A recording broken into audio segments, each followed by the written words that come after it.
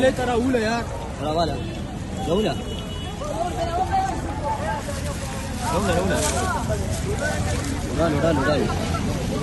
कराची सब्जी मंडी में shadow dam का पानी दाखिल हो गया है, लोग मछलियां पकड़ रहे हैं। ये बड़े बड़े मछलियां बोला ये बड़े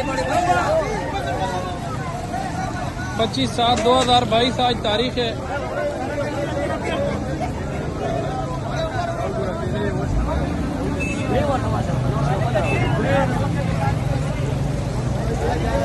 ये मछलियां देखो, ये मछलियां ये कराची का मंडी के गेट पे पकड़े।